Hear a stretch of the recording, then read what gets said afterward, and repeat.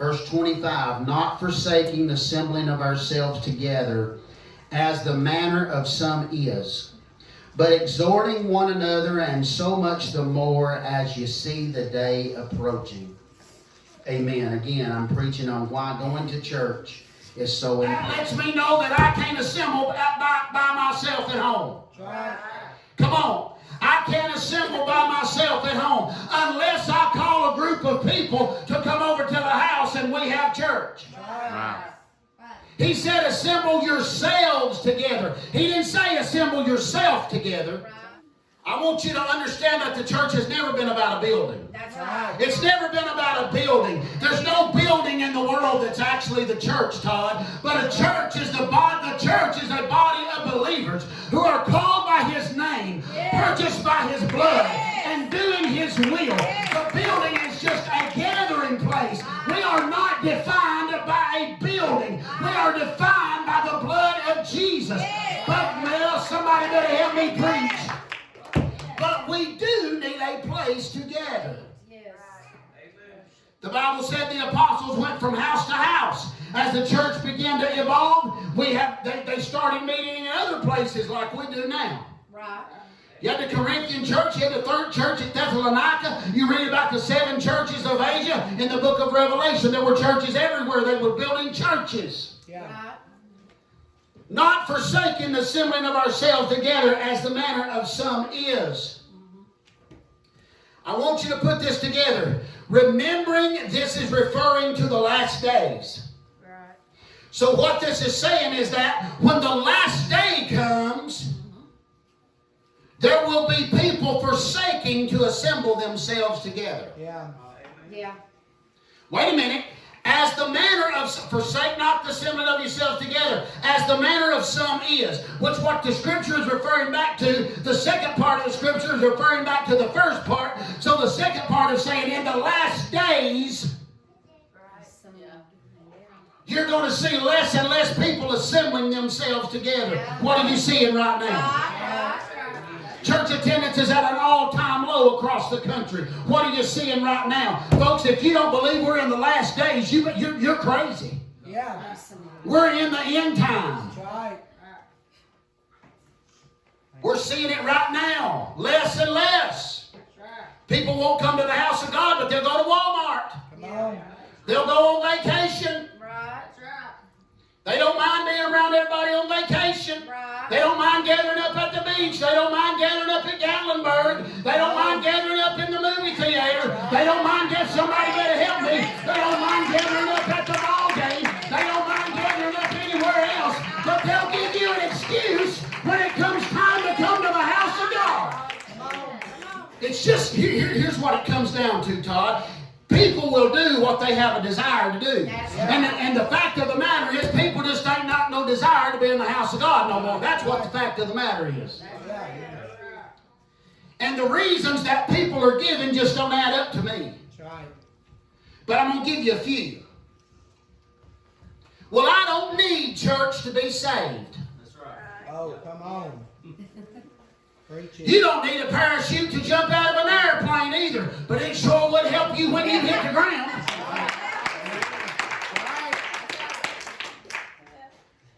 a good one. That's good. Preach it.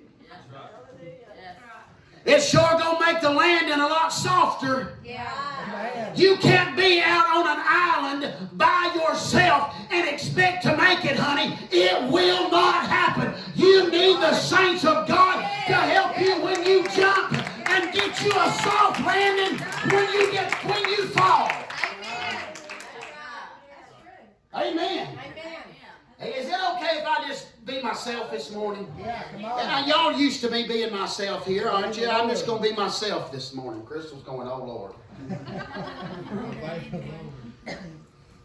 Well, God can save anybody anywhere. Yes, He can. Yeah. There's no doubt about that. You can get baptized in the creek. You can get the Holy Ghost out in the woods. You can get saved at your house kneeling at a bench. It don't matter. God can save you anywhere. Yeah. Well, I can worship at the house. You show me any scripture that says you can live independently of the church and do without corporate worship. Show me that. Come on now. You can't. You won't find one. You won't find one. That's right. 1 Corinthians chapter 12, Paul is talking to the church about spiritual gifts. He says the body is not one member but many. Talking about the church. He's saying God tempered the body together. In other words, we are to be joined together with one another. I'm sorry, you can't be joined with your church family sitting at home. Right.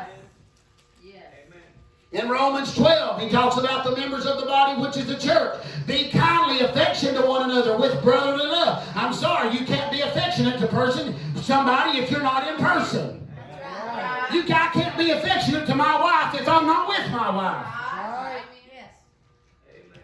The I can pray at home excuse.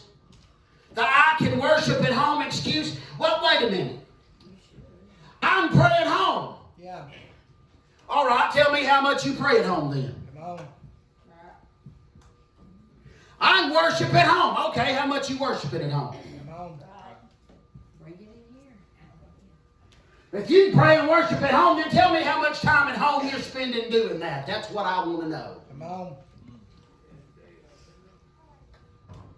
Here's the newest one. I can watch it online. Yeah.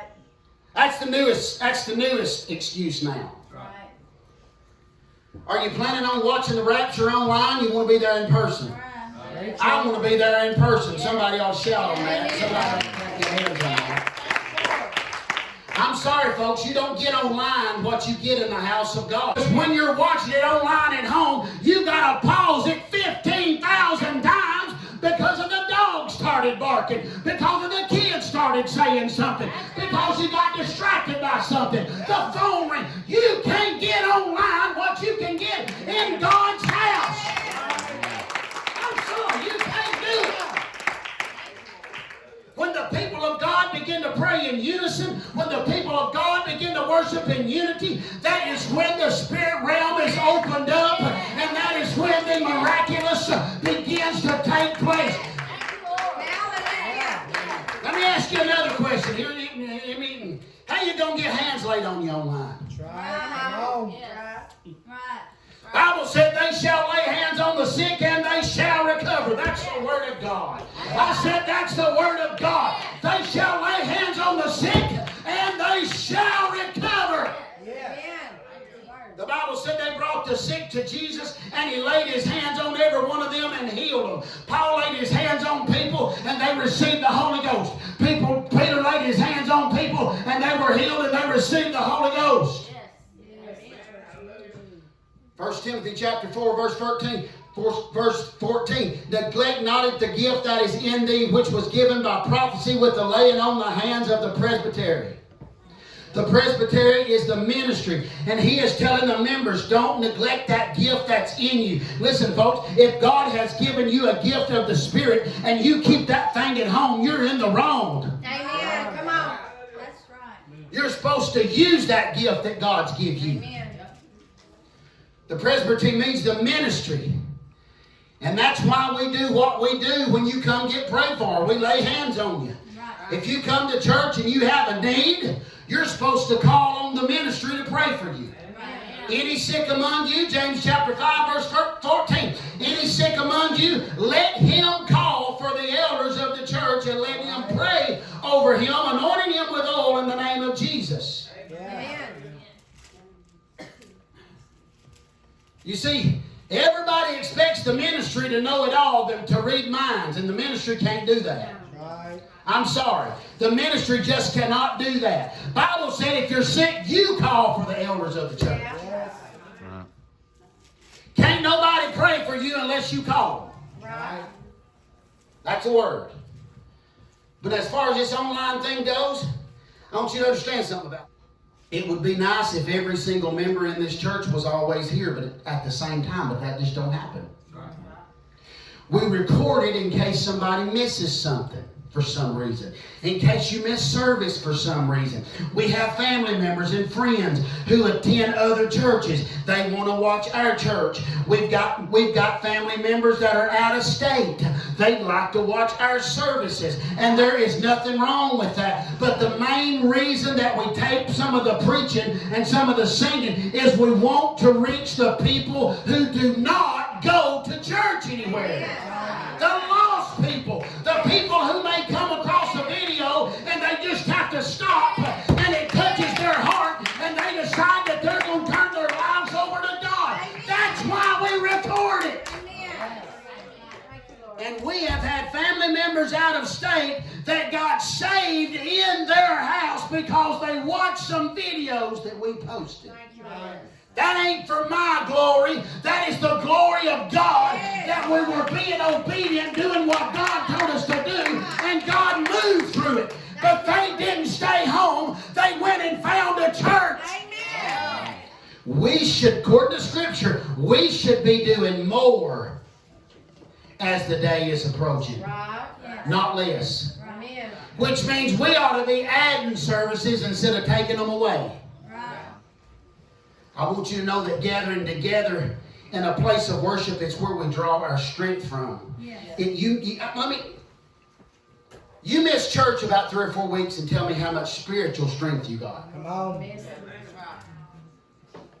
Tell me how much spiritual strength you got. Tell me how much your mind begins to drift on the things of the world instead of the things of God. These people who think that it's not important to attend church are doing nothing but being deceived by a lie from the devil. Right. Amen. And there are many other excuses other than what I just told you that you'll hear from people, and I can guarantee you I've heard just about every one of them. I've heard just about every one of them. The church is full of hypocrites. Let me know how that excuse holds up for you on Judgment Day. Well, there were all hypocrites in that church. Well, find another one. And if that one don't work out, find another one. I'm not telling you hop from church to church, but I'm going to tell you, you ain't going to find a perfect church because church is full of imperfect people. That's right. You ain't going to find a perfect church. There ain't one out there because people ain't perfect. But at the end of the day, you're not going to be judged by what everybody else does. You're going to be judged by how you live. You got to do the best you can.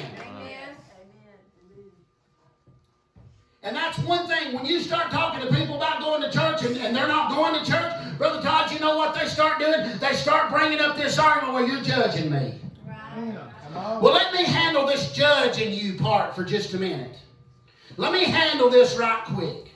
Anytime you start talking about the people, about the Word of God, and you bring up anything that they may be doing wrong, that's what they say. You're judging me. That's right. Come on. First of all, God is the judge. Yes. Come on. And since the Bible said the Word was God, that means the Word judges a person. You listening? Yeah. Bible said the Word was with God and the Word was God. So God and His Word is the same thing. So if it's written in this Word that it's wrong and somebody's doing wrong, honey, that's sin. That's the Word judging. That ain't me judging.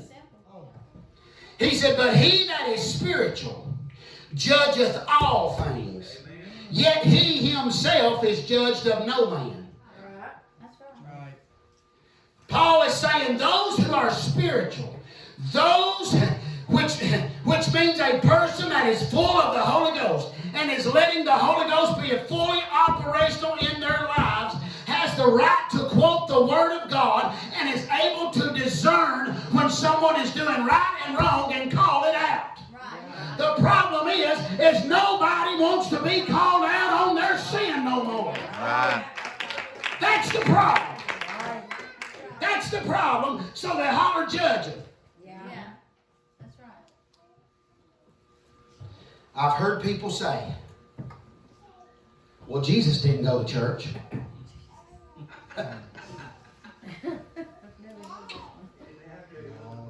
Well, Jesus didn't go to church. Apparently they never read the scripture. Right. Because the New Testament records at least 10 occasions where he went to the synagogue. Right. And the Bible also says in Luke 4:16, and he came up to Nazareth where he had been brought up, and as his custom was, he went to the synagogue on the Sabbath day and stood up to read. It was his custom that they went to church once a week, and Jesus went to church. Yeah. Come on. The church building in biblical time, that was the synagogue. Yeah. They didn't have church buildings. Jesus went to church in the synagogue. If Jesus recognized the importance of gathering in a place to worship, aren't we supposed to be like Jesus? Right. Come on. Now, Jesus didn't do very many miracles in the synagogue because he wasn't allowed to. Right. Just like he ain't allowed to do very many in the church today. Oh, come on. But his ministry was outside the four walls of the synagogue, just like our ministry should be. Yeah. But right here is the place where we come to get encouraged. Right here is the place where we come to get equipped. And we all have that ministry that we've got to do. And we will all do what our heart desires to do. That woman that's going to be 90 in 2 days, that's laying down there in skilled care. I was there 20 minutes the other day. Ruth, 5 times in 20 minutes. I can't wait to be back in church. Oh, come on. I can't wait to be back in church. Sister Margaret yesterday, I can't wait to be back in church. I need to get better so I can get back to the house of God. Yeah. Folks, I'm going to tell you something right now. There ain't many Sister Margarets and Sister Mary Jo Hills left, folks. I said there ain't many of them left. So what does that mean? That means that there's a generation that's going to be gone, and they saw their need to be in the house of God, and they had a desire to be in the house of God, and somebody has got to step up and take over that desire. Somebody's got to get that same desire that they had. I'll guarantee you there ain't very many Sundays that Mary Jo ever lived that she missed church. But yet we can find every excuse in the book. Matter of fact, when she did come to church, she was the first one here and the last one to leave. Now, it might have been because she didn't want nobody to get here before her. Or it might have been because she didn't think nobody could turn the lights off like her and couldn't lock the door like her. But she still was the first one and the last one. Praise the Lord. Amen, family? She wasn't going to let you leave before she did. Oh, no. Y'all go on. I'll lock up when y'all get done. That's somebody whose life is church. Yeah. But it ain't just this church. Her life is Jesus. That's right. But I can guarantee you right now, she will tell you how important it is to get to church. Amen. Because you can't. Look, the fact of the matter is there's so much stuff going on out there in the world, none of us can survive without this for very long. Amen. I'm telling you. Amen. Look here, folks. Now, if you just don't want to go to church, just be honest with yourself and everybody else. It's not the church, it's you.